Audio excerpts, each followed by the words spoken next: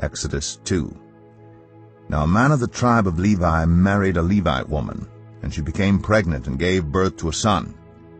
When she saw that he was a fine child, she hid him for 3 months. But when she could hide him no longer, she got a papyrus basket for him and coated it with tar and pitch.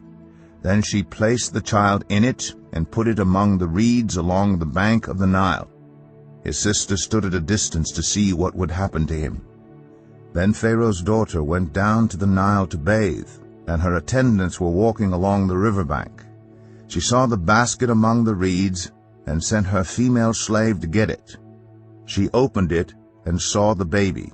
He was crying, and she felt sorry for him. "This is one of the Hebrew babies," she said.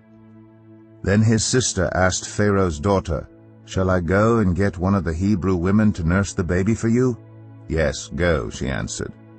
So the girl went and got the baby's mother. Pharaoh's daughter said to her, "Take this baby and nurse him for me, and I will pay you." So the woman took the baby and nursed him. When the child grew older, she took him to Pharaoh's daughter, and he became her son. She named him Moses, saying, "I drew him out of the water." One day after Moses had grown up, he went out to where his own people were and watched them at their hard labor. He saw an Egyptian beating a Hebrew, one of his own people. Looking this way and that and seeing no one, he killed the Egyptian and hid him in the sand. The next day he went out and saw 2 Hebrews fighting.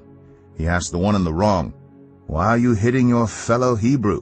The man said, "Who made you ruler and judge over us? Are you thinking of killing me as you killed the Egyptian?" Then Moses was afraid and thought, "What I did must have become known." When Pharaoh heard of this, he tried to kill Moses, but Moses fled from Pharaoh and went to live in Midian, where he sat down by a well. Now a priest of Midian had 7 daughters, and they came to draw water, and filled the troughs to water their father's flock.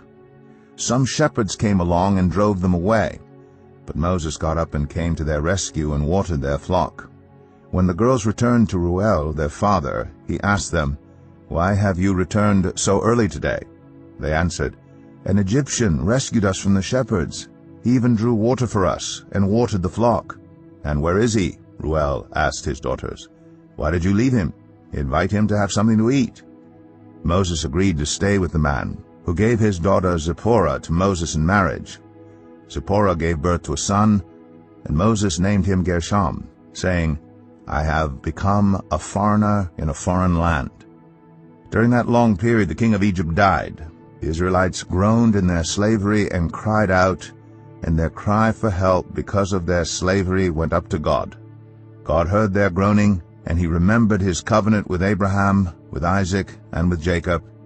So God looked on the Israelites and was concerned about them.